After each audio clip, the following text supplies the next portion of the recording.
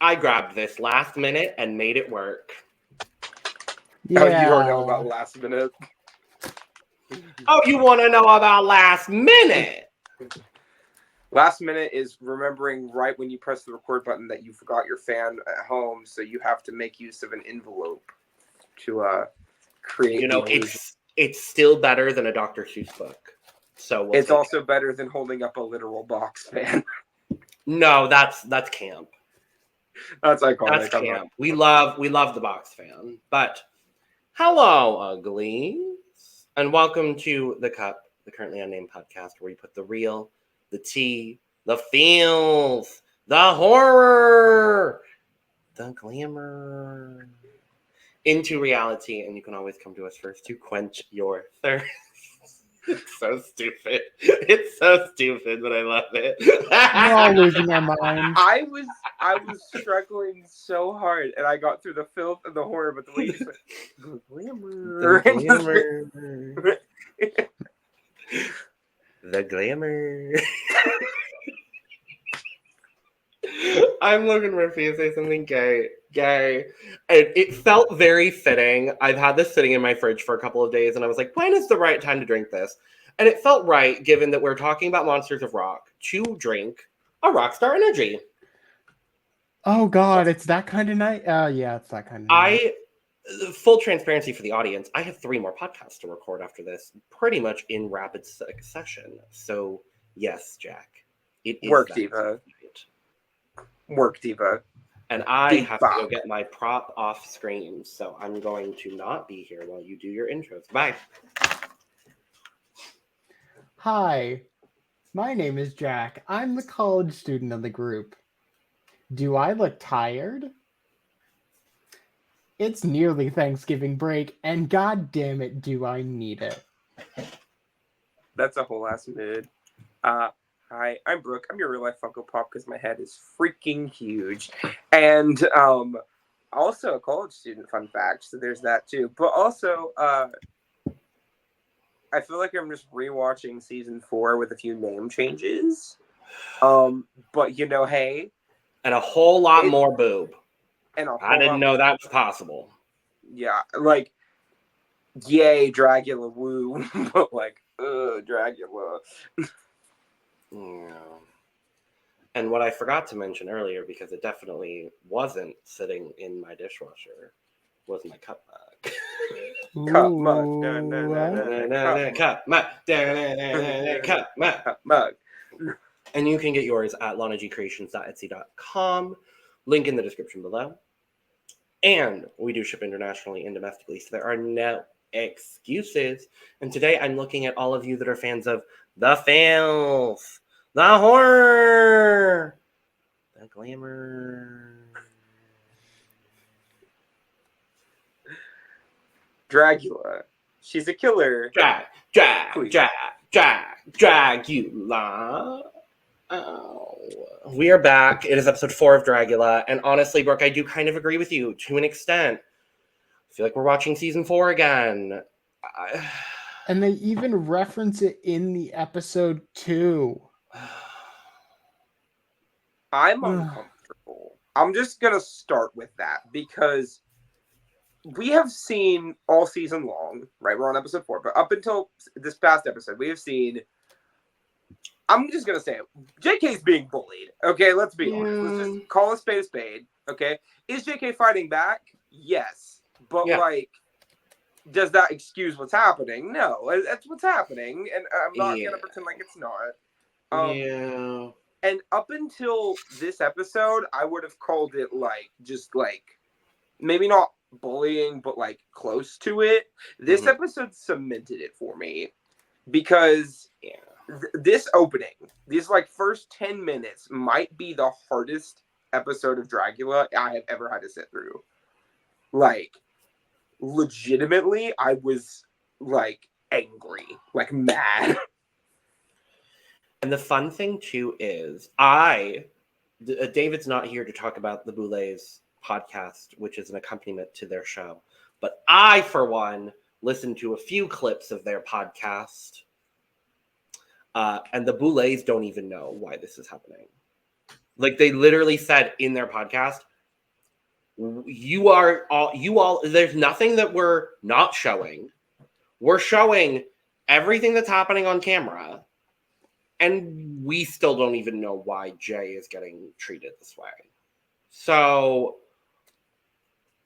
I don't know, because a lot of people were like, oh, Boulets, there has to be something you're not showing, blah, blah, blah, blah, blah. And it's like, no, it's JK is getting under people's skin. For what reason?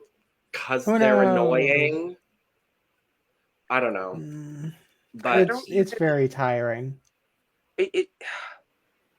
Okay, to me, right?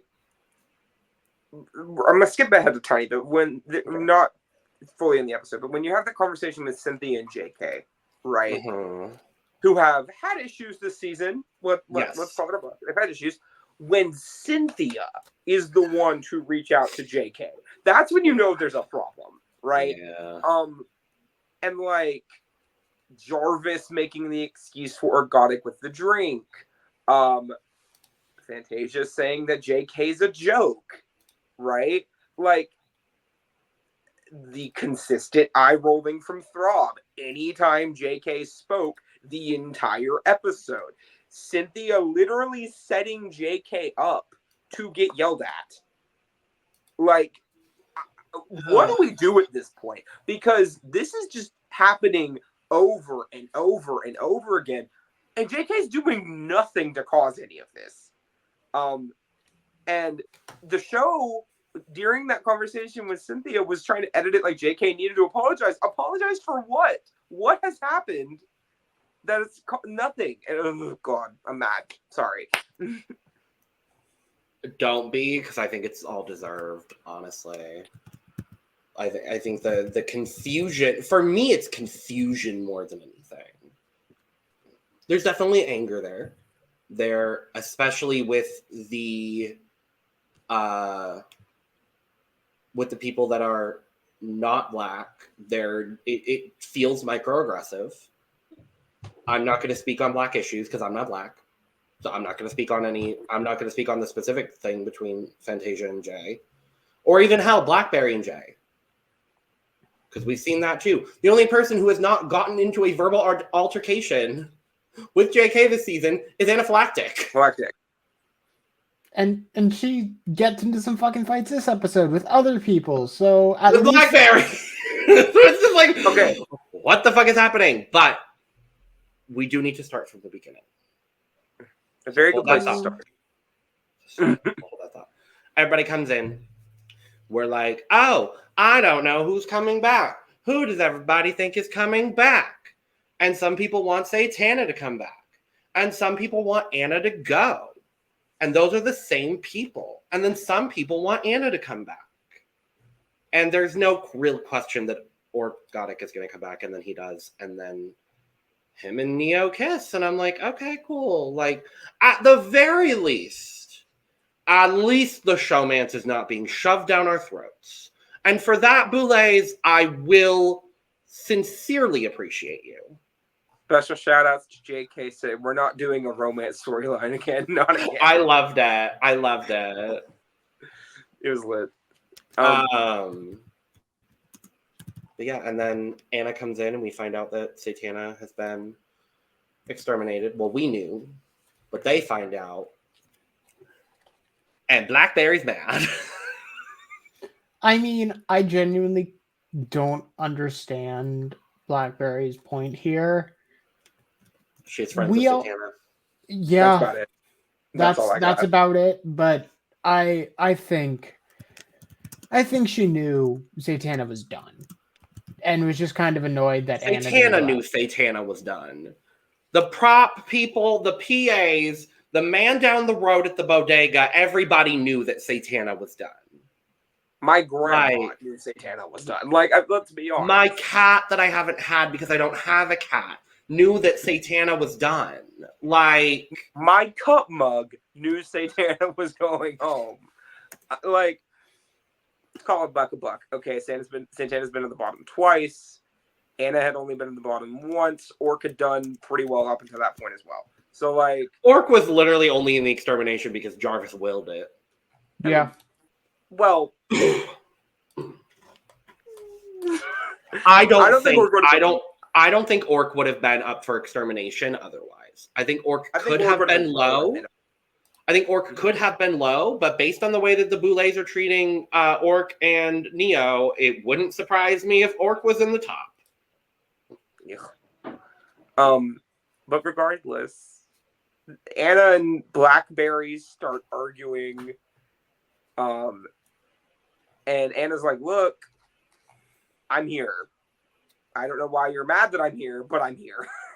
Literally. But before that, rewind time. They're discussing, because they asked everybody who they want to come back. JK says that they don't want Orkgotik to come back because of the drink incident that happened at the end of the last episode. Which, up until now, I have been like, kind of irritated, a little bit annoyed, but nothing crazy with Jarvis. This moment in particular was where I was like, okay, not a fan of yours anymore. When Jarvis in confessional says, oh, I just think it was Orkgotik's way of showing affection. And I'm like, no, it was shitty and awful. What the fuck are you on? But okay. I will not sit here and defend that comment because it's not a comment that I will choose to defend. What I will say is there's a potential he was fed that line. And if someone had to do it, it makes the most sense for Jarvis to do it as an outsider with a relationship to Orkgotik in some capacity. I'm not saying that's happening. I'm not saying the Boulets do that. I'm just saying that may have been a line that was fed. Yeah, I mean, we know the Boulets have done this before in previous seasons, like feeding outside people comments or having them comment on the scenario to add to the scenario. Scenarios. But again, I'm not defending the comment because I don't think the comment was good. And that genuinely might be how Jarvis feels. And I don't know that there was ill intent in that statement. However, as we know very, very well, intention does not equal impact. Mm-hmm. And it did come off a certain kind of way. And I didn't like the way it came off. And otherwise, I have enjoyed Jarvis. So it really did frustrate me to see that happen. And then what frustrated me even more is we get our Boulet message, which, did y'all notice the difference in this Boulet message? Are you talking about the blood? Yeah. Yeah. They're just increasingly covered in more blood in every single one. I love that.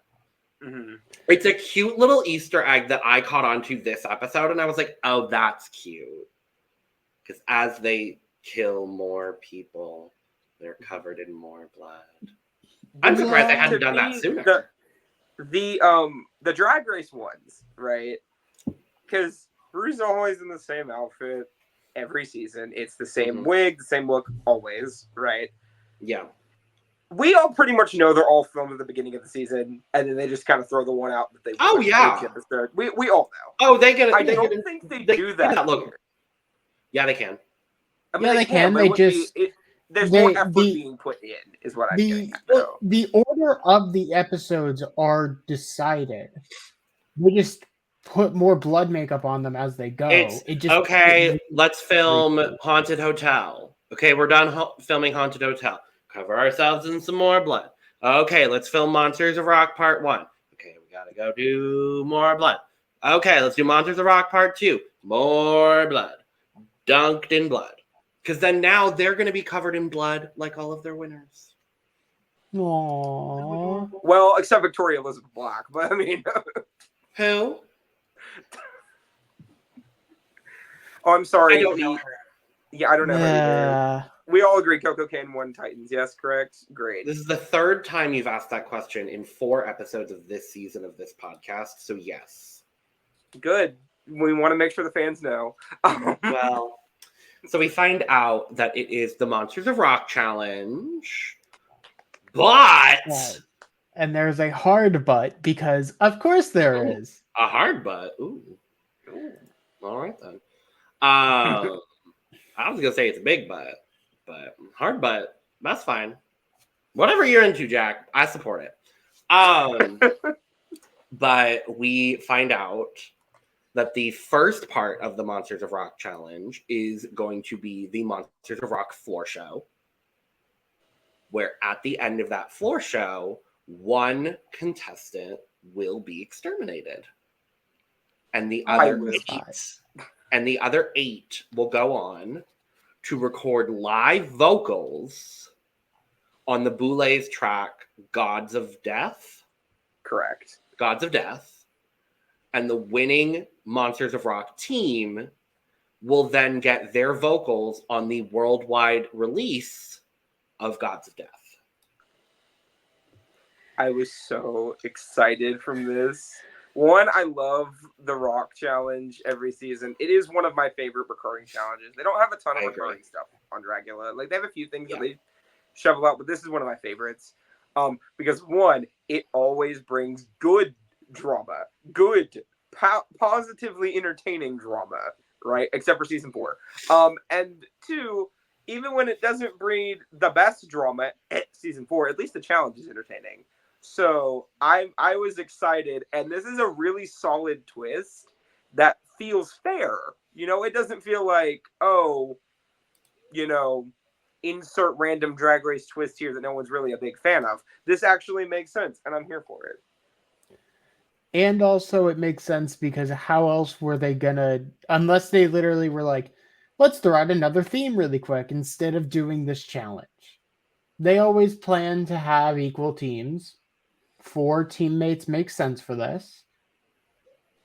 Let's get one of them for fun. And that way they can also kind of group people together based on their outfits or who they'll fight with the most.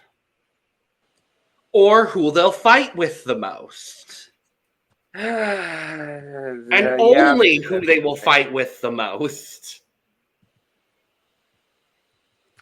Anyway. I live though. I live. So we go back and we're back at the long table. And Jay goes to ask Fantasia, "Oh, you don't perform rock music that much. How are you excited about being able to do that in this challenge?" Is, I believe, the entire statement that JK was attempting to say before Fantasia went, "Well, I perform all kinds of music. I'm an entertainer." And in case you didn't know, Fantasia is an entertainer. Yeah. And I gotta say here, I do love me some Fantasia Royale Gaga. This felt out of left field. Yeah, this was a weird one. I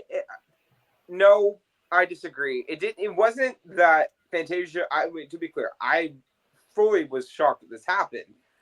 But given the season we have seen, didn't feel out of left field to me at all. But not from Fantasia, though. That's the thing. Is I wasn't expecting it in this moment from Fantasia.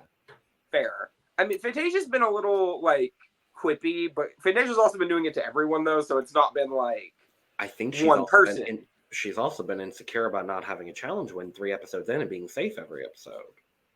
Mm-hmm. So, like, I understand that that's probably the reason for it. Okay. Just kidding. Well. We're back. Okay. It's like, wait a minute. It happens. I get that she felt a little, like, insecure about things. It just, this comment... Like, I wish Fantasia had just let Jay finish their statement. Because I don't think Fantasia would have gone off nearly as much had she let Jay finish their statement. Yeah. It was yet another part of this episode that I'm sitting there, I'm like, what? Why? Why is this happening? There's no reason for this. Because, I mean, to me, it almost felt like, hey, this isn't something you normally do, but are you excited to try it, right? It was what I think JK was going with that, This right? is not what we normally see on your Instagram page that you share, because that's really the only concept any of us have of you, because I don't think anyone here in this competition has worked with you in the outside world. Are you excited to do something maybe a little bit different from what you normally do? And I can tell you from looking at Fantasia's Instagram, this is a little bit different from what she normally does. I mean, we also know, like, in the Boulets cast assessment, right? They literally said, we never in a million years thought Fantasia would apply to do this show, right? And let's be honest, if you would have told somebody a year ago, oh yeah, Fantasia Royale Gaga is going to be on Dragula season 5, everyone would have looked at you like you had 5 heads, because it's not something she would normally do. Let's be honest, like, based on what we've seen from her, right? So her being here, great. I'm happy she's here. She's lovely and she's incredible on stage. Yeah. No lie. But this is out of pocket for her. This is really out of pocket for her. So I just don't get the reaction. But jump on the everybody hates JK bandwagon, sure. I mean, why not? At this point, I'm just prepared for it. Well, while they're all getting their looks ready, everyone's kind of checking each other out, because we know that someone's getting eliminated from just the floor show this time, which is new, and the twist and all of that. And I will say, I didn't comment on it earlier. I love this twist. I think it's such a new and unique way to revamp the Monsters of Rock challenge, because I'll be honest, it got a little stale. For 3 seasons in? They've done it 3 or 4 times now? They've done it every season but season 1, I'm pretty sure. So 4 seasons in of doing it. It got a little stale. It felt a little bland. I like this because it spices it up a little bit. And I'm a big fan of that. And especially after season 4 with the Sigourney of it all, and like... Drink every time Brook brings up season 4 this episode. Okay, literally season 5 has just felt like season 4 Bam Bam the sequel. Like, I'll be honest, it's exactly okay. Well, the season is still halfway to go, bruh. Hopefully things will change. I pray things change, but as of right now, this is how I feel. I feel like no, and I agree with you, and I support you in your frustration. I'm just saying, I think things will change if JK gets eliminated, point blank in the period. That's when I think things will change. But I don't want JK to get eliminated.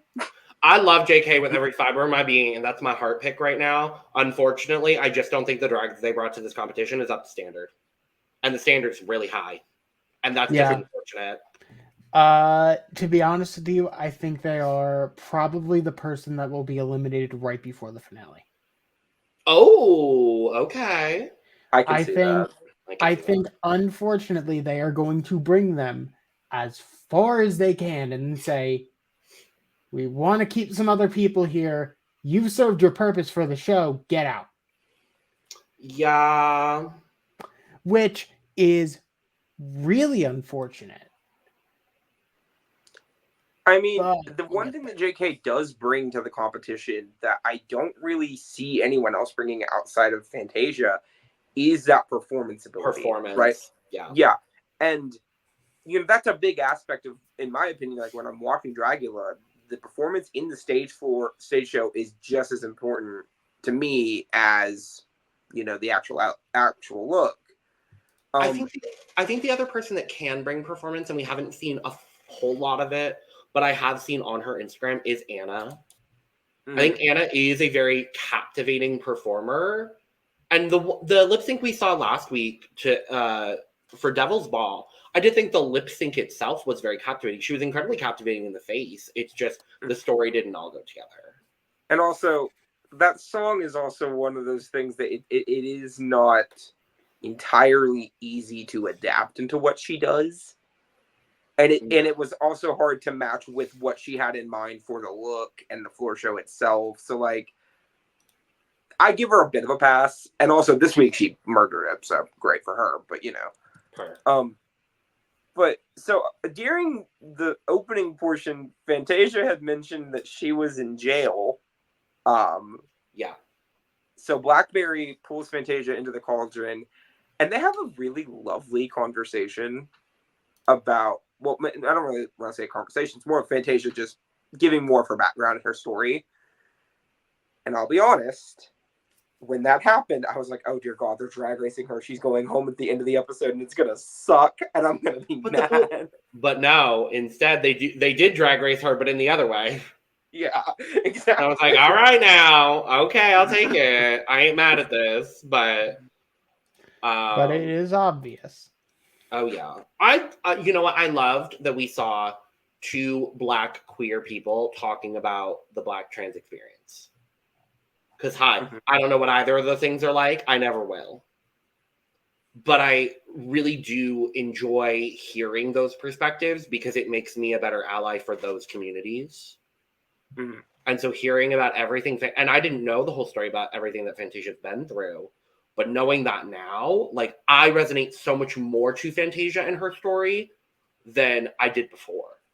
Because there are a lot of similarities between my story and hers. It was powerful, I think might be the right way to phrase it. I don't know what else I was going to say. But, like, it was really, like, I mean, as someone who wasn't too familiar with Fantasia before she came on the show, because, again, I live in a drag bubble. It is briefly opened every year for Drag Race and Dragula, and that's about it, to be honest. Getting to experience her drag, which her drag is so unique and so polished, I think is probably the best way I can put it. We've really only got to see the character and, you know, the television version of Fantasia. And I think this was the first time we really got to see behind that curtain and get a peek into who Fantasia actually is outside of, you know, Dragula on the show. And it was really interesting and it was captivating, honestly. Yeah. Any thoughts, Jack? Not really, to be honest with you. It was... All I have to say about this episode is it did feel weird. I literally, like, as I was going through the episode, I was like, wow, this feels like a lot of words just being said and a lot of backstory and JK being yelled at. And, oh, wow, that's nice, Fantasia. And we're halfway through. And JK getting yelled at. And more blood. And JK getting yelled at. All that. Yeah. Yeah, I think not having the Fright Feet after having 3 episodes of a Fright Feet definitely made the episode feel like it was dragging a little bit. It felt disjointed. It did. Yeah, that's where, no, it wasn't interesting or angular. It was just disjointed, Brook. It was barely moving, let's be honest. It was moving because the bar at the bottom of my TV that says that the episode is rolling kept moving, and I said, okay. I'll trust you on this one, even if I don't see it myself. I guess so. So that's all I had before we get to the floor show, personally. I don't know if anyone else had any. Well, the Cynthia of it all.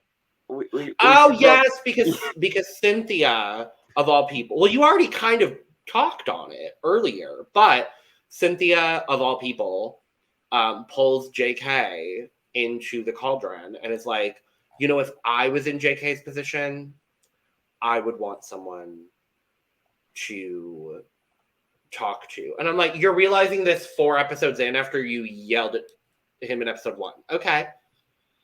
All right, what do you got to say? And basically it was just a sounding board, and Jay got a good amount of emotion out, and I was like, you know what, Cynthia? All right now. I see you. Mm-hmm. I see you. The worst and then later on the next day, bullshit happens. But go ahead. Yeah, the worst part about it to me, though, was the ending of that conversation, because the show tried to frame it as this like positive, like JK's gonna learn and grow from this conversation. But I'm sitting here, I'm like, what does JK have to learn and grow from? What has happened that JK needs to change their behavior? Because to me, they're acting like any other contestant on any other drag show I have ever seen. Maybe a little bit, occasionally a little bit more combative, but like they're just responding with the energy they've been given. So like, I don't even know. I was just irritated by the end of this conversation. I appreciate Cynthia at least talking to JK, because God knows someone needed to. But like, ugh. And then Cynthia pissed me off again, because we go to the next day as they're getting ready for the floor show, and Cynthia just stirring that pot, asking her questions. Jay, did you resolve everything with Fantasia? No, not really. Well, do you want to talk about it, or do you want to talk about it? I'm like, Fantasia, let it go. Let it go. Not only that, was Cynthia's also stirring the pot between Anna and Blackberri, which was... Anna, did you resolve things with Blackberri? No, not really. I mean, I apologize for being here, but I'm here. I'm just not a big personality. I'm not a run around the room kind of person.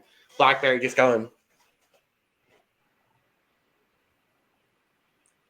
In this moment, I felt really bad for Anna, honestly. Because we haven't really seen a ton of Anna on screen up until last episode. The first two episodes, she kind of faded into the background, which, happens. But episode 3 was really the episode I feel like people started paying attention to Anna.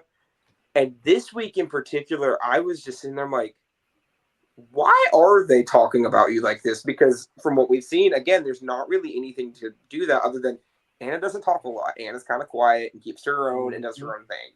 Mm-hmm. And and again, Anna is also the only person who has not attempted to throw shade at JK this season.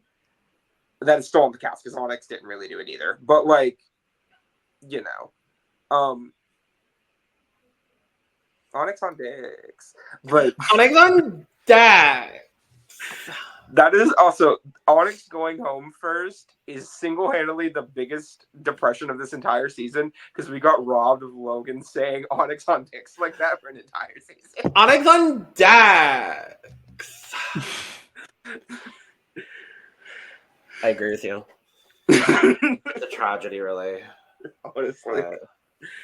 Thankfully, no one had to get ready in a porta potty this episode. Yeah. You mean the Teletubby toilet bowl? Oh, I'm waiting for the grandmother bitch curse. Where's that? I need I need a fright sheet. I need the grandmother bitch curse to come out. I need Jay to win it, and I need Jay to curse Fantasia for more drama. Oh, and we also... Fantasia curses literally everyone in the entire cast, and it's like... The cast, the crew, Drac, Swan, the PA, the producer, Ian DeVogler himself, Landon Sider, Loris for no reason. The judge of the week who just signed up for the wrong one. Oh my god. Tananari's do. Felicia Rose. I will also say, we finally got 2 very clear examples of there's the door, bitch. Yay! We finally got her. There's the door, bitch. Yay! Well, now I'm worried that Cynthia's going home next episode. And we got 2 clear sound bites of it. Like, we have choices. I need it. Pull the clip off of Scream Queens, I'm gonna ask David for it, because David does it all better than David is our official audio clip individual. The one time I did it, it sounds like shit. Which one was it? Fucking Bowie Jane. It's fucking Moe Jane. That's so fucking Moe Jane. The third placer of BP25. I don't Anyway, need let's to be not talk reminded about of that, Jack. Let's You were not talk not you were not in the trenches doing podcasts 3 times a week about that shit season. I don't want to hear it, Jack. anyway. Attention competitors. Attention competitors. The floor show is about to begin. Once again, Cynthia's face. Cynthia's face, Fantasia just going, and Jay just going. Mm-hmm. I do want to highlight, because I don't think they did it last week. Jay just going, I did love that. That's so Oh, it was stupid, so but good. I love it. Well, we got to talk about the Boulets with special guest judges. Drag Mordance won through the Boulet! oh my god. This was the stupidest thing they have ever done on an episode of Dragula, and I lived so much. I lived for it in the moment because I think it was really funny how they played it so fucking straight. But I do wish there was at least Landon here as well. I feel like that would have rounded out the panel better. Okay. Just like having 3 people on the panel, like 2 people on the panel always just feels limiting to me. So having 3 makes it just feel more cohesive. Where's But, Bitch? Bitch would have been perfect for this. Miss Pudding. I think she is confirmed to be on the season. I pray. I hope she's there next week. God. Monsters of Rock is the right challenge to bring in Bitch Pudding. Always. Ooh, she could be there next week. Honestly. I also love that the Boulets outfits are not identical this week. They're very close. Just barely not identical. Well, it's Just a different symmetrical. it's a different wig, which I enjoy, and I like seeing more Swan's thick thighs. So I'm not mad at it personally. Oh yeah, there is a difference in the dress length. Yeah, no, they're like literally kind of different dresses. Either that, or I'm not sure, because if you look at Swan's dress, it does look just a little bit scrunched. So it probably is the same dress. I'm curious whether they swapped dresses, because then it would be the same length. Maybe. Like if Drac was wearing the short one, it would have been no. Never mind. That doesn't. But yeah, it looks good. I like it. I like the twist on the gray with the black. I think it looks good. They're doing different things this season. And my big critique over the last couple of seasons is all of the Boulet looks looked a lot like other Boulet looks we've seen, which is fine. They have a very strong signature, and I'm not mad at that in the slightest. They've also got a budget. They've got a bigger budget. They do have a lot bigger budget. And bigger thighs. And bigger thighs. And a decent height difference. I mean, I would let both of them do whatever the fuck they wanted to me, point blank in the period, but like... Work, Diva. That's just me. They're so hot out of drag. Have you not seen them out of drag? I don't believe so. Oh, they're so hot. They're so hot. They did over James St. James for yes, for one of the WoW Presents. videos. Yeah, it was what is James's series called? Oh no, it's gonna bother me. Hold on. I'm looking it up. Hold on. But yeah, it was like when they were doing season 1. Yeah, Like it was early. Okay. Before Dragula actually the Transformations became a competitor to Drag Race. That's the English words. correct.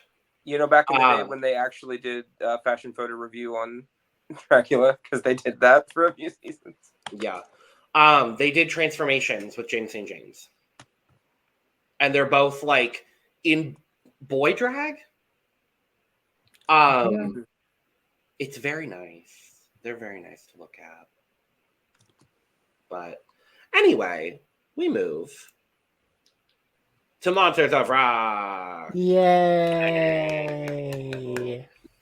Yay. And first up Anaphylactic. Holy shit, finally. I know! Like, where the fuck was this the whole competition so far? Like, I get that the other looks were trying to be proper and elegant, but like, fuck me, is this so much better? It only took rats in her pussy. Do you know how I'm judging these looks this week and like whether or not I like it?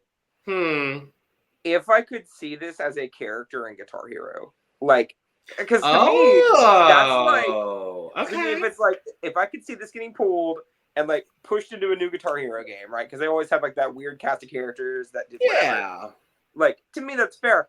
This feels like it fits right into Guitar Hero for me. And that's just one of those things that it's weird Brook judging, but whatever. I really like the eye patch. I think the eye patch is so like, I don't want to say needed, but like it makes the outfit feel so much more like unified to me. I don't know. I don't even think there's really any edits needed here. I honestly think this is just a really solid look from top to bottom. I agree. I'm happy that the Anaphylactic that I know and have known for years is finally presenting on Dragula. Like, it feels like rats in her pussy really made her step her pussy up. They ate the whole pussy, so she had to get a different one, and she stepped that one up. I really enjoy this. I like the neon green accenting, and neon green does not always work with black in such a seamless way, but I love that it's just the hair, the tights, the earrings. There's not too much of it. There's a little bit of it in the makeup. It's enough to contrast this outfit. I love the shoulders. The shoulders are so strong. I love the harnessing. The length of the skirt is fun. I like that there's enough leg showing, but it's not too much. It's between the thigh high and the skirt. She looks great. Agreed. Scores. I'm going to go with a 90. I'm going to give it a 90 as well. I feel like that's fair. I'm going to give it a 95. Next up, Niohuru X. I didn't realize we were taking a quick little detour to comic book week. I wouldn't even say comic book week. Personally. It just didn't read rock to me. Like, cool. Okay, I liked the katana microphone. I liked that. Yeah. But like when Neo walked out on the stage, I don't know if you all have seen Suicide Squad, right? Bits and pieces. Yeah, I know like, exactly what you're going for here. I know what you're going for as well. Yeah, I got like Suicide Squad singer from it, and maybe I'm just not informed enough on the references here because like Lord knows it would not be the first time, but I don't know, it just kind of felt it was there. I'll be honest. It's another week for me where I do like what Neo presented. I think the garment is really cool. I think the entire presentation of it, the concept behind it, the execution of it, I think it's all really great. I just don't. There are two for me this week that I'm like, I don't necessarily feel like it fits Monsters of Rock, and there's one that I'm kind of borderline on, and this is the one that I'm kind of more borderline on. Because I'm like, what else would Neo do? And so in that regard, I'm not mad at this per se. I personally, again, would not have had her in the top. But I do still think this is a very well-executed garment. I think the makeup here is fantastic. We're seeing versatility with Neo, and that's what I've wanted to see.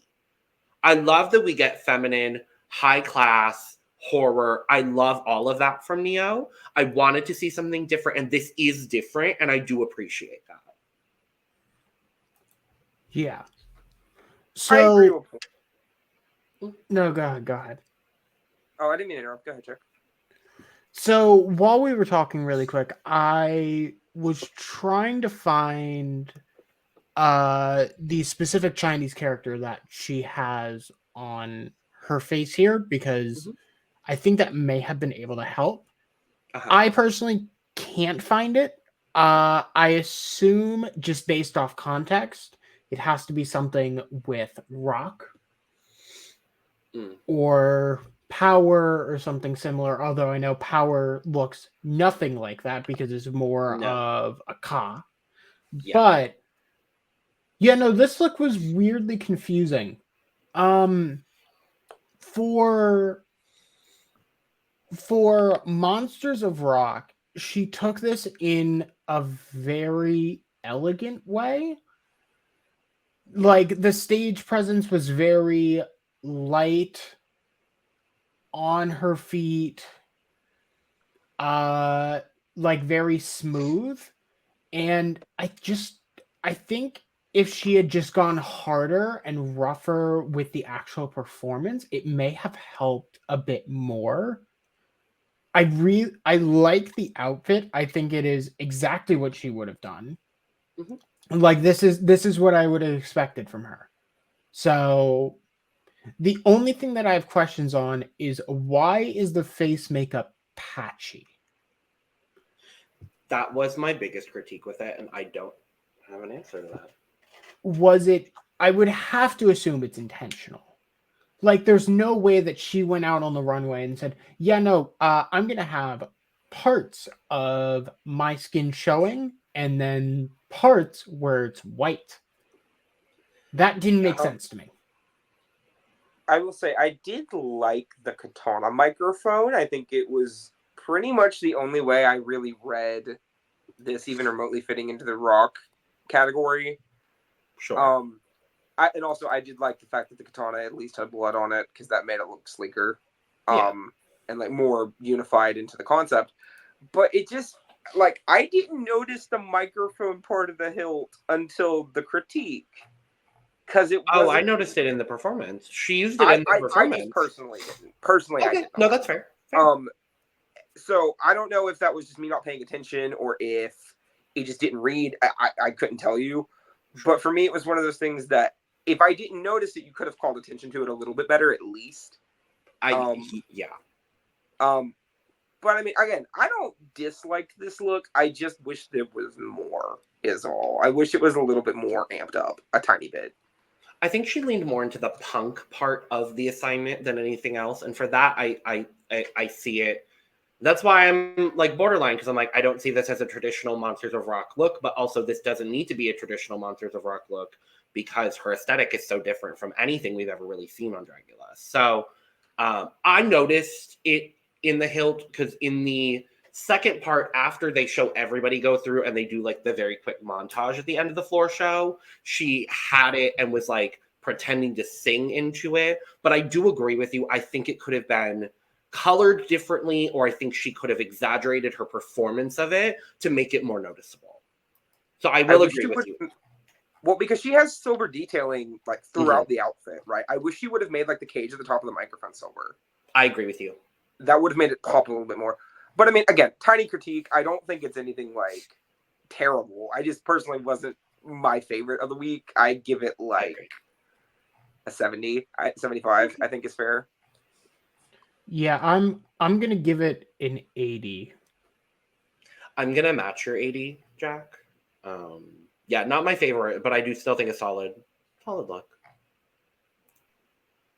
Blackberri. I really, really like the bottom half of this look. I think the detailing is done really nicely. The netting is perfect. The giant belt buckle with Barry on it is amazing. The top half confuses me because it feels like, yeah, I get it. The shoulder pads are massive, and that's the point. They don't look good, in my opinion. With the amount of movement that Barry was doing, they were shaking like crazy, and they were always uneven.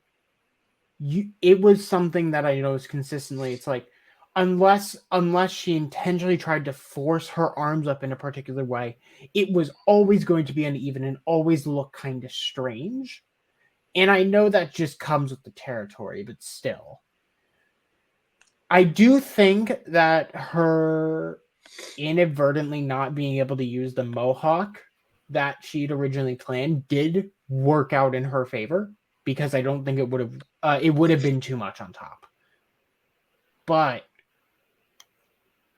I really do like the makeup. Really strong. She did the best with what she could. Not sure why purple. I think if she had just gone full black, it probably would have been nicer. But that's kind of where I am. Well, purple was for the mohawk.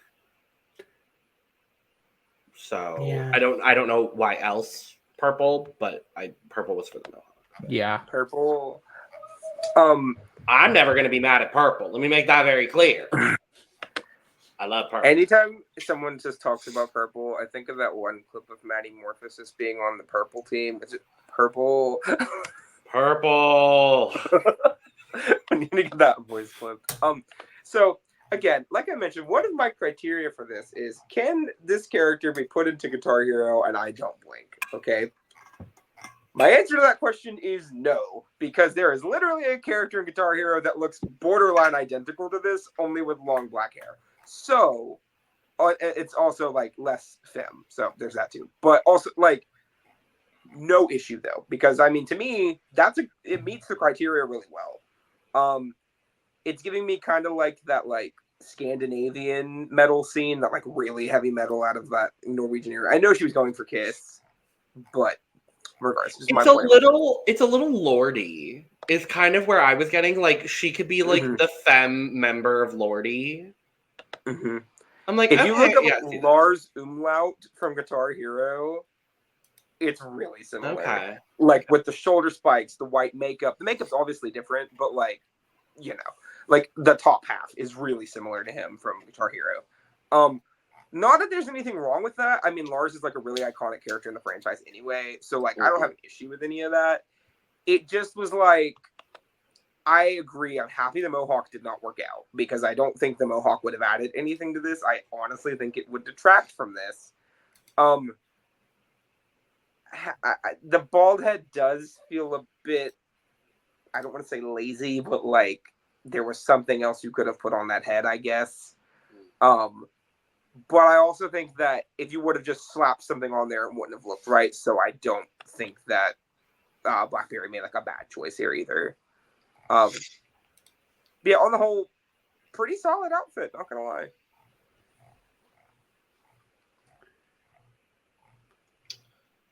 I was just trying to look that up, and I didn't have time to look up your reference prior to me giving my thoughts here. But I'll send it to you on Discord.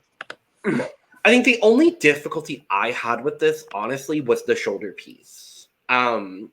When she was walking, because of the size of the breastplate, it kind of like buckled and like bunched up a little bit, and that wasn't my favorite effect to look at, I'm gonna be honest.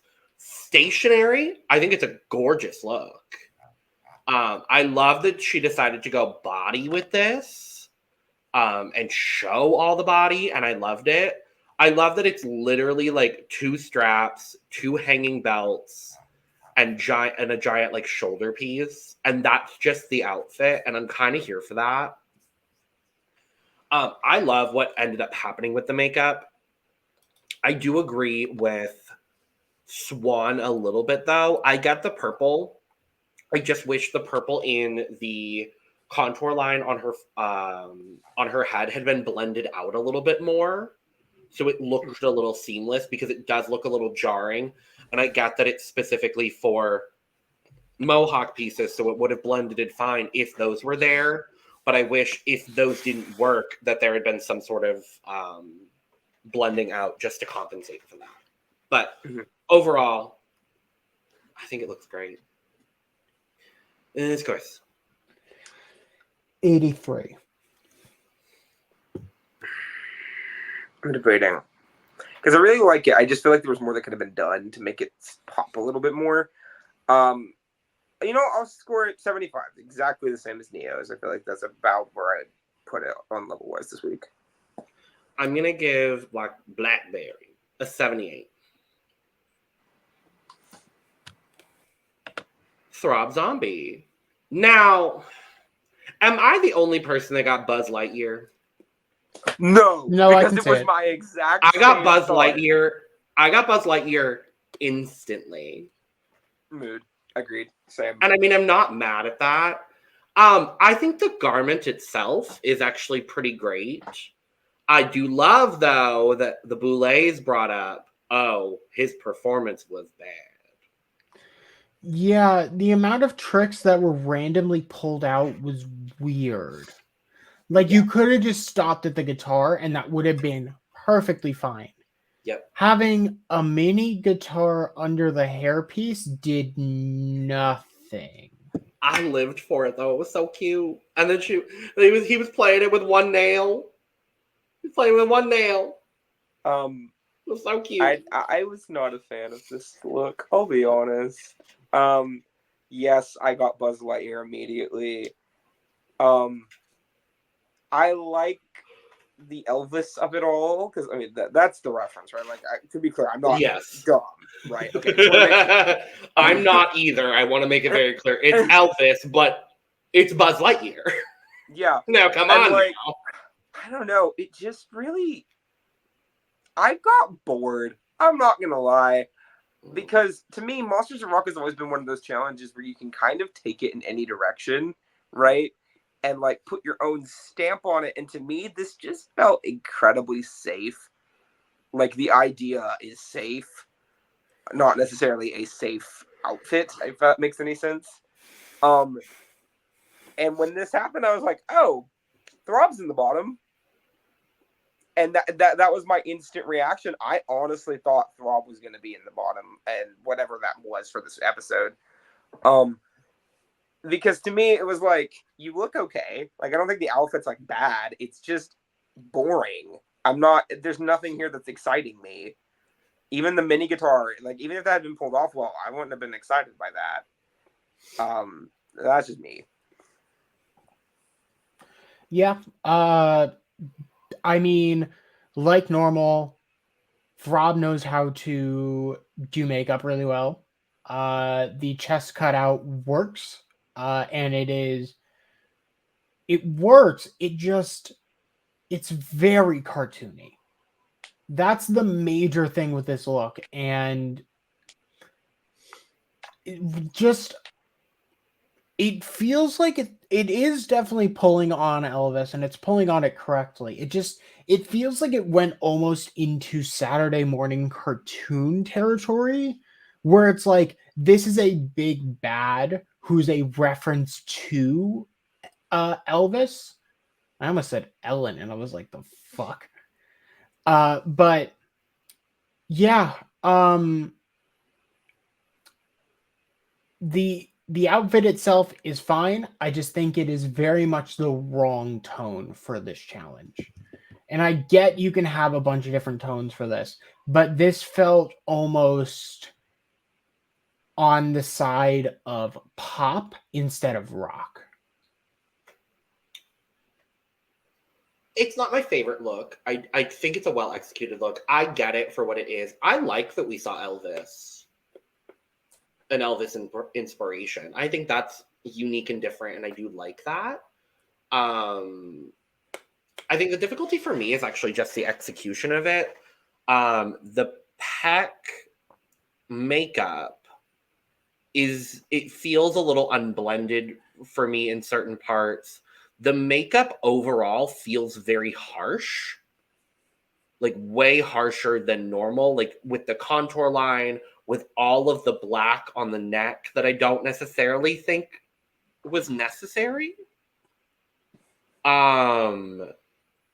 Because the rest of the skin is then white. So I get doing the contouring under the chin, but I wish that the neck had been white. The hairline is very hard. And it just like condenses his face a little bit more than it already is. The eye makeup is a little small, all things considered. But I think the garment is actually really nice. It's well stoned. He looks good. I like the detailing of in the crotch of the pants. it looked like there was wear and tear in the pants because he has such a big bulge. And I think that's such an interesting, weird detail that I noticed that I'm like, that's interesting. I'm liking that attention to detail. So that not my favorite, but still a solid look for sure. Scores. I'm gonna go with a 70. I'm gonna go with a 45. I'll go with a 78.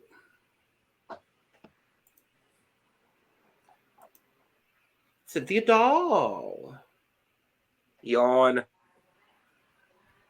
It's a bodysuit and a pair of thigh-high boots.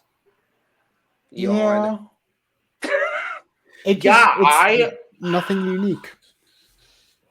Is it good though? Yes. It's simple. Safe.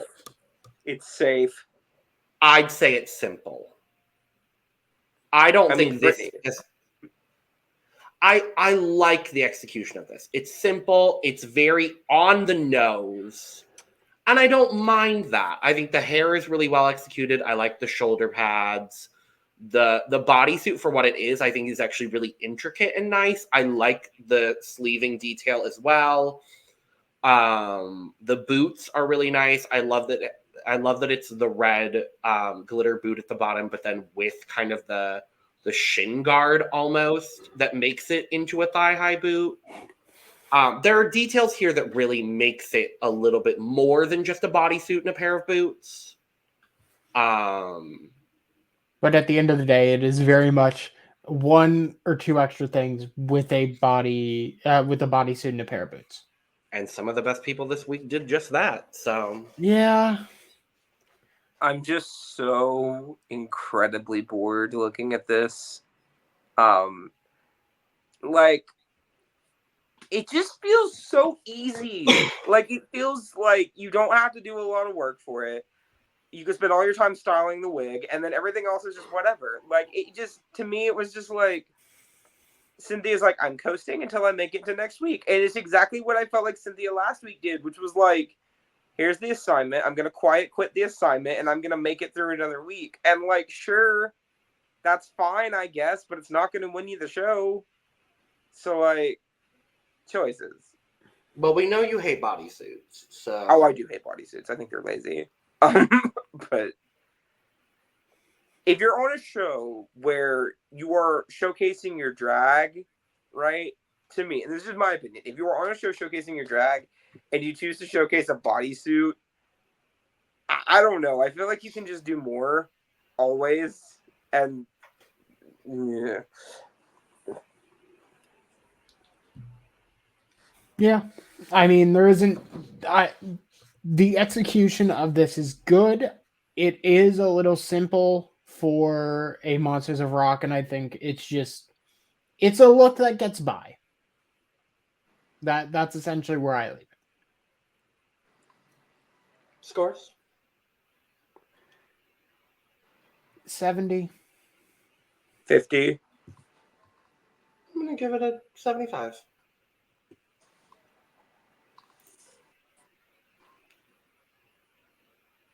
Now, Brook. This is how you elevate. Okay. This is how you rise above. You can't tell me she's not doing a bodysuit and a pair of boots either, though. Okay. Yes, but it's not just a bodysuit, right? Because there is actual, like, ideas and things going on here beyond just the bodysuit and the boots, right? Because if it was just this look, like the base look, right? I can tell you two things. One, it's at least aesthetically more interesting than Cynthia's look. And two, it has a clear reference, right? And that's something I really appreciate, because the other one was just, I'm a rock star with flames on my body. And that's like, whatever. But this is like, no, I have a concept and an idea that maybe from like a base level, it's not entirely amazing, but like, let me push it out and make it better by adding, you know, these really cool, like, I don't even know what those are. Like the like chain sequin loop thingies that are dangling off. It's not fringe, but like kind of it's like fringe-ish. Add some Tina Turner hair. Like that idea is just really fun and it makes the outfit cooler. And then the wig reveal. Like, I'll be honest, I kind of been bored with wig reveals lately because everybody and their mom has been doing them. And this is the first one in a hot minute that, like, legitimately gagged me. I was not prepared. I was not ready. It was outstanding. It was great stuff from Miss Gaga. This is very much glam rock, like the hard embodiment of glam rock. It is flashy. It is very upfront. It is very sexy. I like it. The wig reveal also worked, and that was the only major gag because that's all she needed. The stage presence was a little weird. It almost felt like a little too much, but like other than that, I don't really have anything else to say. I mean, despite me just saying, yes, it is a bodysuit and a pair of boots, I do think this was the best look of the week because there was a performance to it as well. The hair is good. The makeup is so intricately detailed and so beautiful. I love that the whole garment is chains. I think that I agree with you. I think it elevates it a little bit beyond what we had seen prior. I love the jacket. The boots are cute. The wig reveal was everything. And I love that she used her natural hair. I love that we saw that from Fantasia. It was something different. It fit the theme. And it fit Fantasia. And for once, I'm going to be honest, for once, the tits were not the main attraction. And I was happy to see it. I really think she needed those critiques from the Boulets last week to elevate her game and step her pussy up. And she did, and I'm thrilled about it. All of that. All of that. Cindy, the TV, it's leaking. I'm gonna give this an 80. I'm gonna give this an 89. I'm gonna give her a 95.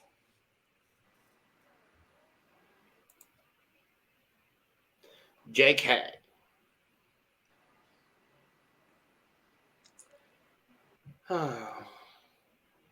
Yeah. The problem is I really like it. I also really like it. But, like, is it the second worst garment of the week? Yeah. Yes. No. Not to me. Not for me. Because, okay, at least there's something here, right? There is something to work with. It's an interesting take. Nobody else, I mean, ever that I can remember has ever done Scene Kid for the Rock Challenge, right? And it makes sense. I mean, JK's from that, like, 90s era of life, right? JK was a 90s kid, raised through the Scene Kid phase, right? When you think of rock and you lived through that, right? That's probably going to be your first big frame of reference. And it's a unique point of view. And again, you mentioned it earlier that neon green doesn't always work. I think it works really well on this outfit. I think it is really interesting to look at. I appreciate like the halfly, like the not completely tied tie. That's like something that you may not originally think of when you think of a Scene Kid, is like how the tie is done. Is it poorly executed in terms of like overall, like actual execution? Yeah, but at least the idea is there, and that's more than I can say for at least 3 other outfits on this runway for me. I really do like how different it is from everyone else. I think that difference definitely caught JK a bit. But it very much matches Scene Kid. It reads very clearly. I'm not 100% sure the tiara was necessary. And It just felt like there could have been something else to this look. I get the sleeves being long was part of it, but I don't think that really helped anything. Fine. I don't necessarily think JK should have been in the bottom for this. I think JK was still low for this.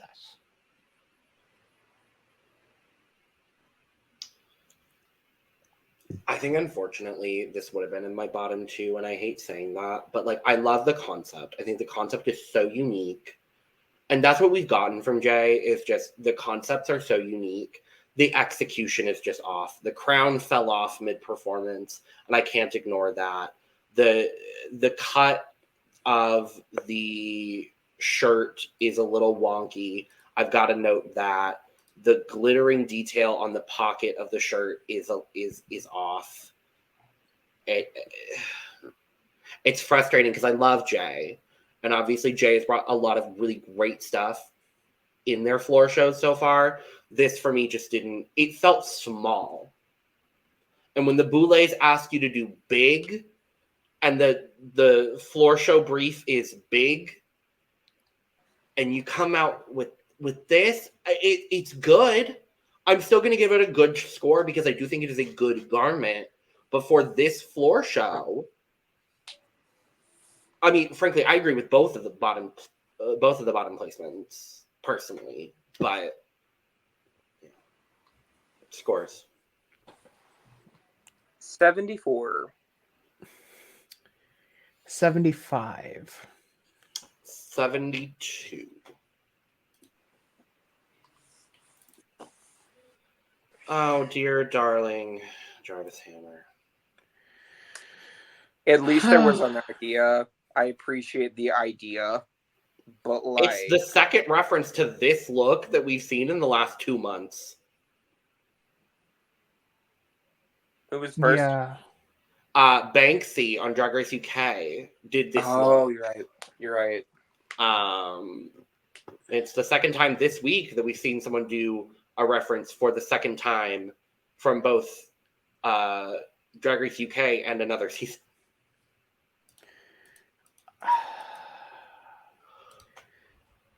This was my least favorite of the week, I'll be honest. And again, I have been kind of neutral for the most part on Jarvis. Not a big fan after some of the things that happened this week. But like in terms of outfit wise, it just feels really disjointed. And I feel like if you were to get rid of the blue wig, right, and make it like, I don't want to keep it monochromatic and just say blood red, but like something else, right? Because to me, the biggest problem with this outfit is the wig. The wig is just such a very clear Bowie reference, which is normally fine, but it was just so cartoony, and it felt really like, I mean, what you just said about JK, it felt really small. And in a challenge where you are supposed to be bigger and like bring this high level of energy and like high level performance, the second that Jarvis stepped on the stage, I'm like, yep, bottom for sure. Yeah. This really sucks because the thing 1 and thing 2 reference was absolutely immediately right. And that is the first thing that I saw. I was like, holy shit, I can see where you're coming from, but you fucked up here. It does not look good. The head alone, if it was just the head, absolutely fine. I think that's okay. But the bottom of it with that head just doesn't work. And it's really unfortunate because it feels like if you have a different head or a different suit for the body, this could work. The two of them together break each other. And it was an absolute deserved bottom placement here. Yeah, I agree. This was my least favorite of the week, unfortunately. But I love the Bowie reference, and I love what Jarvis did with the Bowie reference. I thought that was really strong. Again, this is an example of concept is strong, but just like you said as well, Brooke, the execution was small. And I want, if you're going to do this, I want the wig to be big. I want the pants to be huge. I just need everything in a bigger proportion. And this just wasn't bigger proportion. What I will say is I do enjoy that Jarvis, for the first time, was using his actual skin tone and not doing the normal white makeup. I do think that was a really nice touch. And I appreciate that they were doing something a little bit different in this look. So I will give them props for that.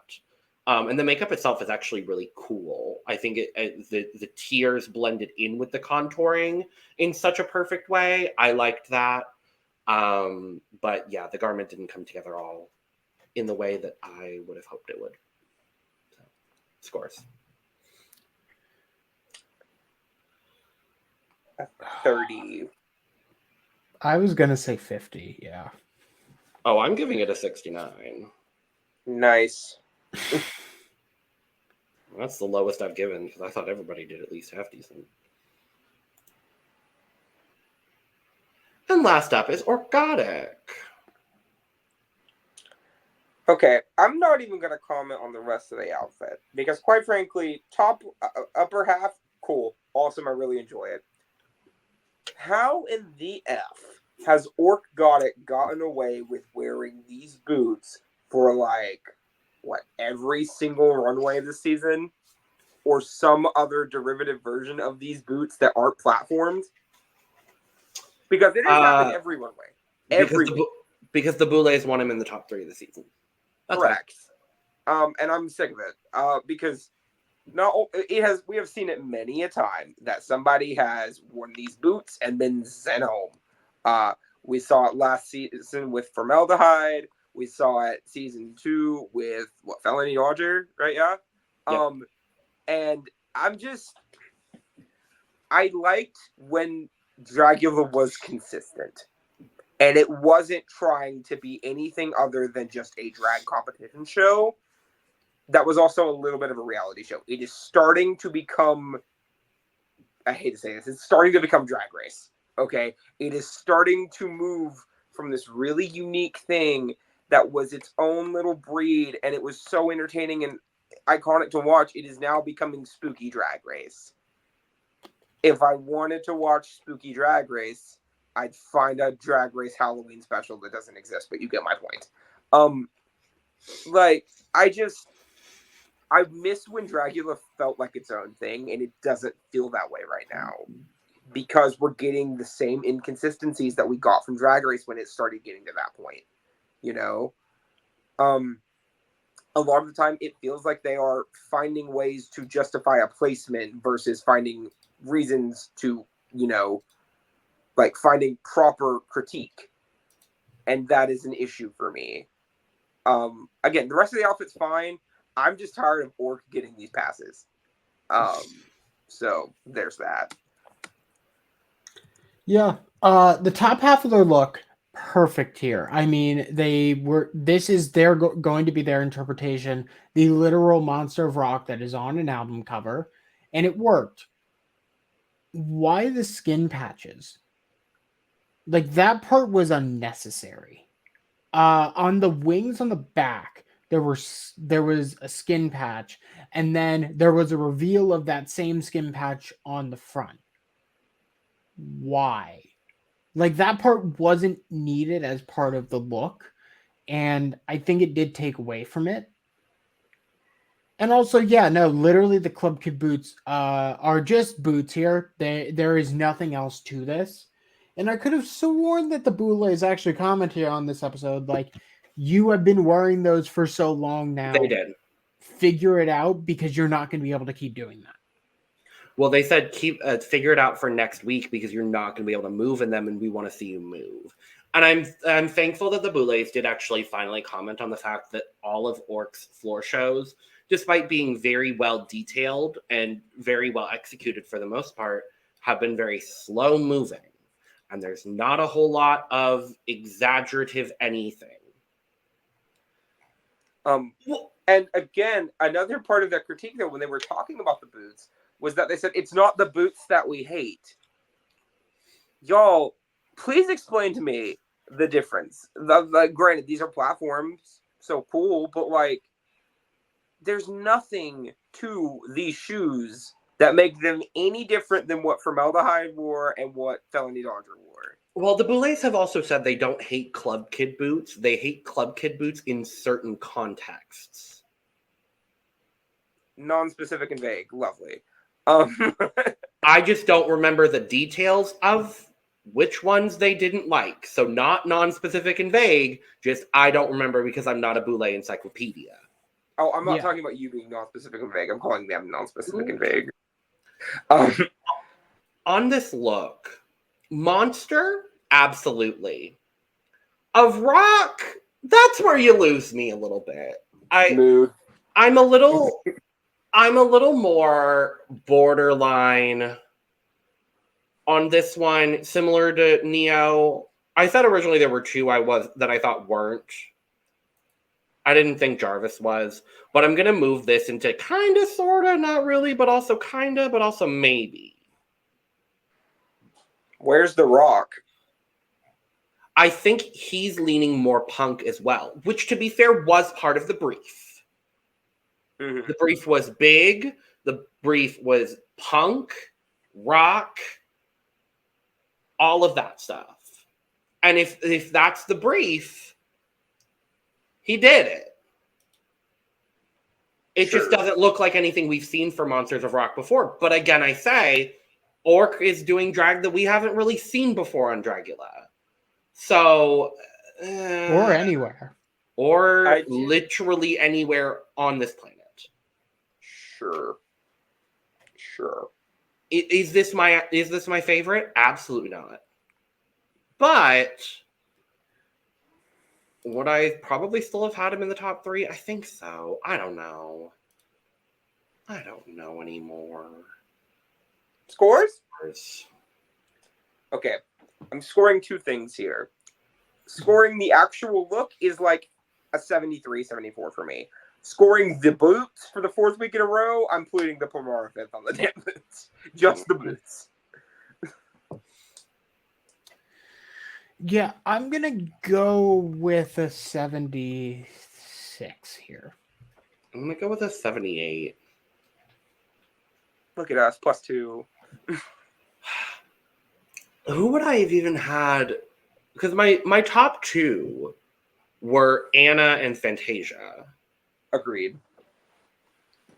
Who would have been my 3rd in the top? For me, it was Blackberri.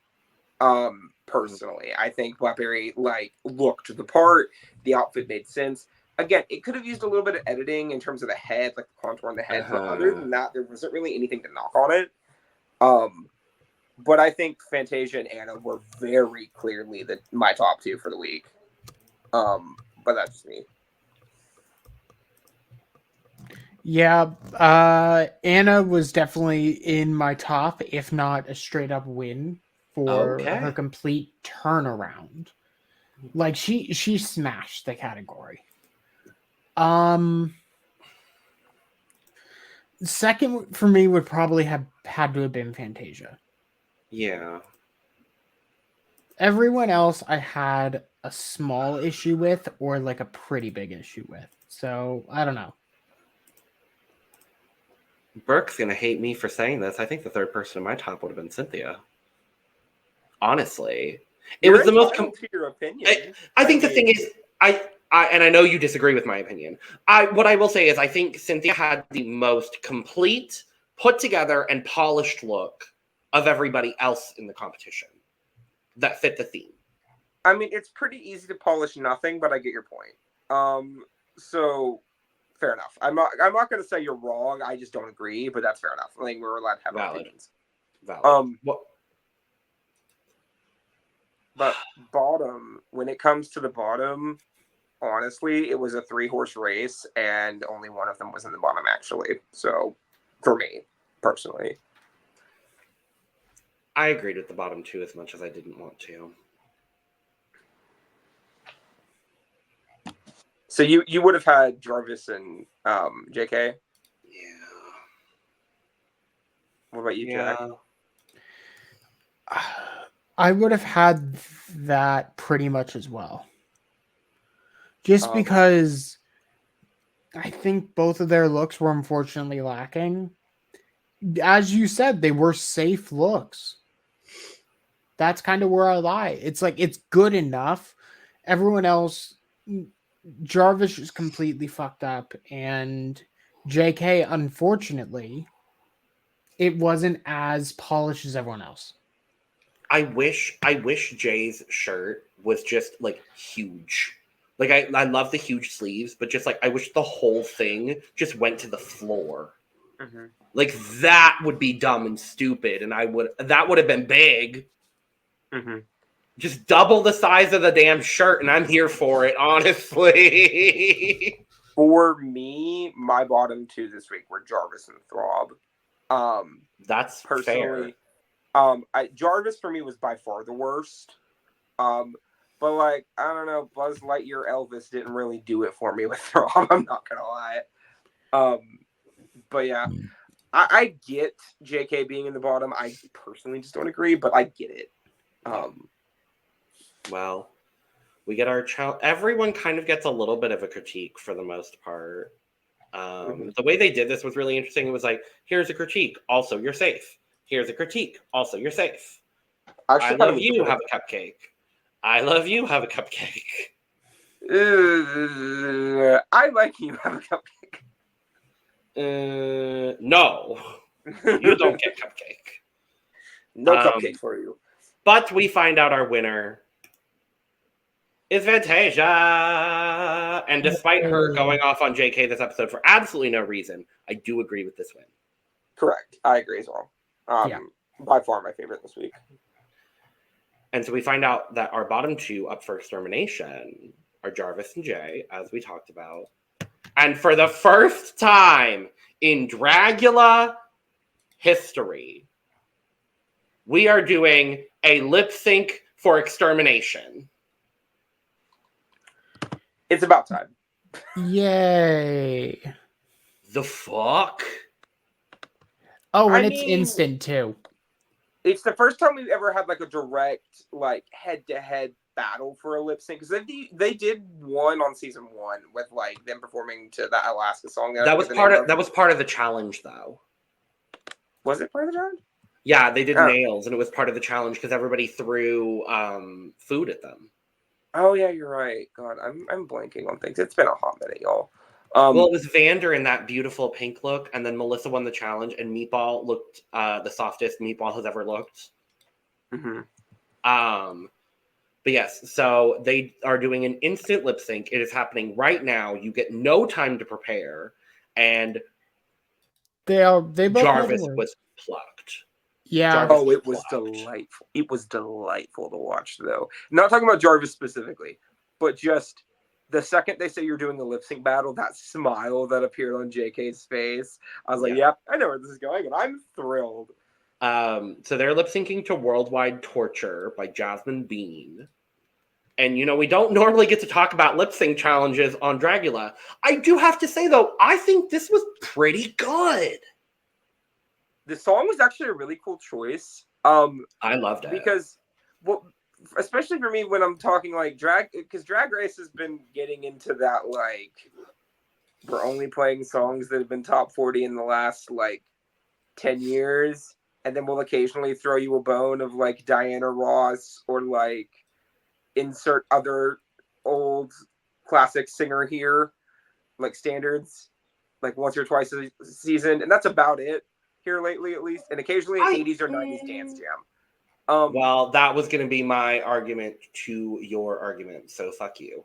Because the first thing I thought of was when they made Jackson Robin do In My Room, which is potentially the most obscure song they've ever lip-synced to, ever. Yeah, it's fair. I mean, again, it's not like they only do, like, this season is literally just the entirety of the Dua Lipa discography. Here you go. You know what? And I'm excited to see Houdini on season 17. What about it? What about it, Brook? I don't have a problem with Dua. She's just the first person that popped in my head. Don't diss my Albanian queen in this household. Okay, they can do the entire Mary Morgan's discography instead. I'm going to use the trap door.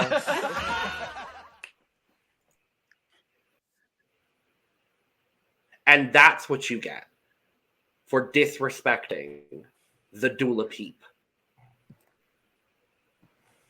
It's valid. Now, what were you going to say about the lip sync? I was very entertained by JK.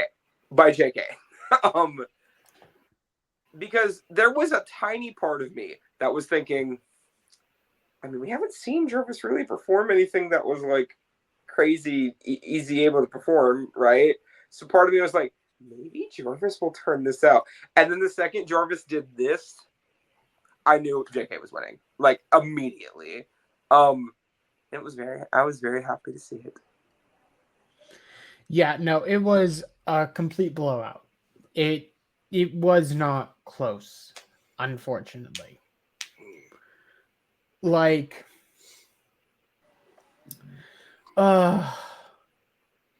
you could tell that Jarvis was gone the minute it started. I don't think what Jarvis did was bad per se, but it's I do agree. JK kind of pissed all over them. JK destroyed. I mean, I'm gonna disagree a smidge. I did not think it was good, which means it kind of has to be bad, because literally your critique was that your performance and your outfit were too cartoony, right? Mm. And the lip sync that was given to, let's be honest, a hard rock, borderline light metal song, right, felt very cartoony, at least to me. And that was the immediate vibe I was getting, was that it was like supposed to be haha funny. This is not a song you can do haha funny to.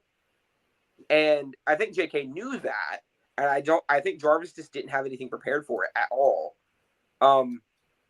Because, I mean, we know to a degree that they had to have known, hey, you need to have this song known for this challenge. They had to have an iPod of like at least a couple of songs, because now you know you're gonna get lip sync songs for like challenges. At least that's like the new meta of Dragula.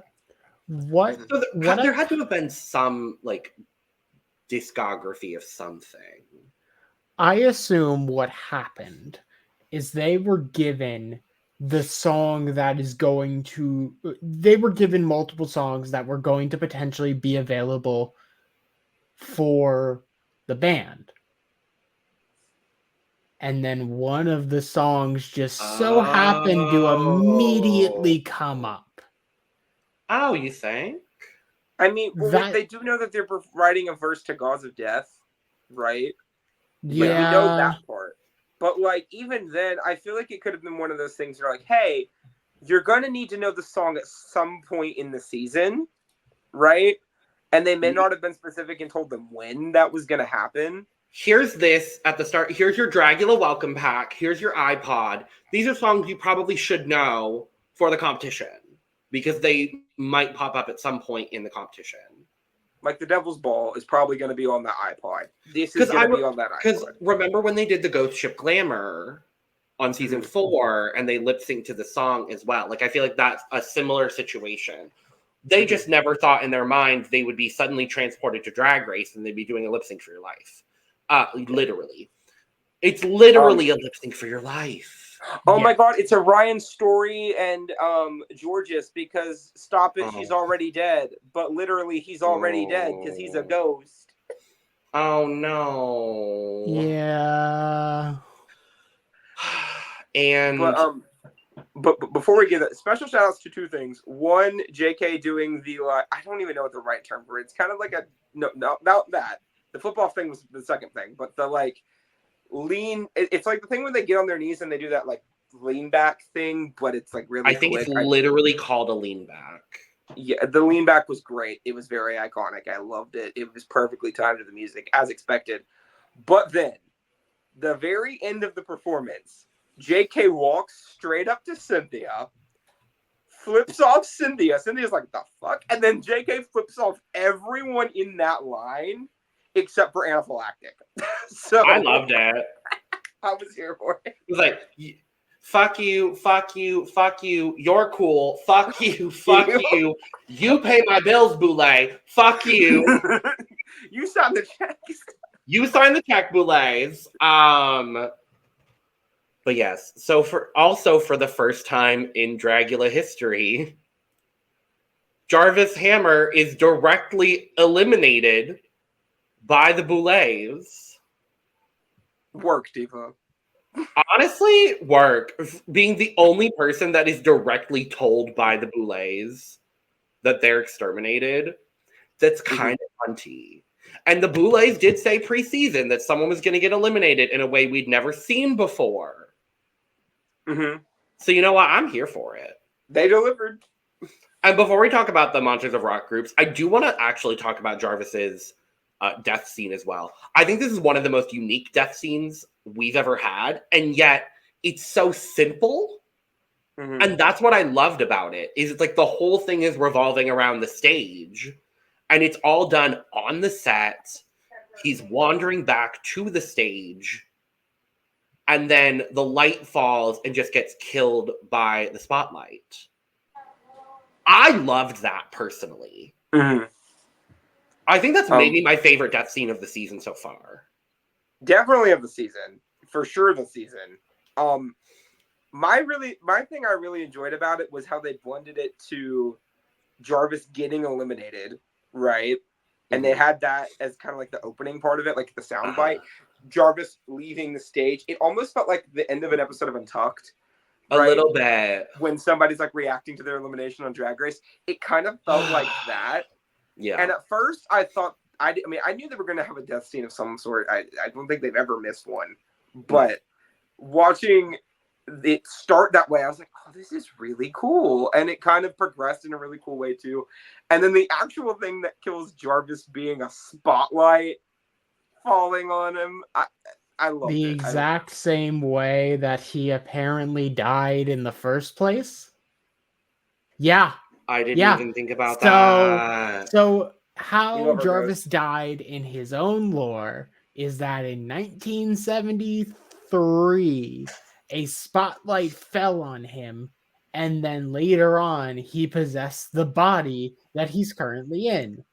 That's so now this body has been crushed by a spotlight in the exact same place that Jarvis found out that this floor show would be his last. It is the exact same place he was told, get out. The layers are just here, and I'm here. It was genuinely the best elimination I've seen on Drag Race, period. Freudian slip. Yeah, Dragula. But yeah, no, I did really like this elimination. I really like this extermination. I really like the death. And I'm happy that I think this is the reason they did that is because they respect the shit out of Jarvis and the amount of character he's put in. And this feels like the right way to do it. So then before that though, we get the groups for the challenge, right? And in my brain, I'm thinking, okay, so obviously Fantasia is going to be one of the team leaders, right? And then they're like, Orkgotik, you get to be the other team leader. And I'm over here, I'm like, but are you, so to me that means, okay, so Fantasia was first, Orkgotik was second, and Neo was third this week. Yep. Which I don't agree with that at all, but yeah, according to the fandom wiki for Dragula, the top three were Fantasia, Neo, and Ork. And Blackberri was low. They literally complimented Blackberri the entire time. What the hell? But they also had issue with the outfit too. I mean, fair, but like, I wouldn't call Blackberri low here. Fair. I wouldn't either, but And then our teams are Fantasia, Neo, Anna, and Blackberri. And we have Ork, Cynthia, Throb, and JK. Well, one of these teams is set up to win, let's be honest. I think both teams are set up to fail. I don't really see how the first team is set up to fail too hard outside of like Blackberri and Anna. But also, they only really got into like, it wasn't a heated argument at all. So like, I feel like the first team is probably going to win just based on the favoring of Neo that has been happening this season as well. But the problem is Neo and Ork are on different teams. So who are they going to favor? They're going to have to put one of them in the bottom. Ah! It's time for the foreshow. Watch, they're going to fucking split the teams and judge everyone individually. Welcome to Drag Race, everybody. Woohoo! Drag Race. Welcome to Orkgotik and Niohuru X's Dragula. Search for one of them to be the winner of the season. Anyway. It's going to be Neo. If I was going to call it right now, I'm calling it for Neo. Yeah. Because Ork has been kind of portrayed as, like, at least moderately antagonistic at times, especially last week. Neo has been getting, like, the most positive edit I have seen on Dragula in ages. Like, ever. I would say to an extent Anna is as well, because Anna hasn't come off negatively, but just has been in drama with people. Yeah, but Anna's also gotten critiqued twice Sure. and been up for extermination. But God, if Anna wins the season, I will be thrilled. I would be gooped, gagged, and retrievaled, but I'd be thrilled. But True. yeah. Well, on that note, thank you for joining us for Dragula episode 4. We'll be back next week with part 2 of the Monsters of Rock challenge, which is bound to be an absolute disaster. So, yeah, Disasterina, if you will. Disasterina! I've gotten very good at my Disasterina. Thank you for joining us. I'm so sorry. I need to do actually the real outro. Thank you for joining us for the filth, horror, and glamour of Dragula Series 5. We'll be back next week. Same time, same place, probably a different panel to talk about episode 5. In the meantime, make sure to subscribe because we really do appreciate all of your support. Share with all your friends that like Dragula. Share it with your mother, whether she watches Dragula or not. Share it with your great aunt Cindy. Make her watch. Her TV is leaking. Exactly. Make sure to follow our socials, Twitter, Instagram, and TikTok at The Cup Pod. You could also go follow the 3 of us at the links in the description below. And if you want to get your merch, including but not limited to cup mug, link for that is down in the description as well. And with that being said, cheers. Ciao. Cheers. Abor. Feels. Abora. Glamour.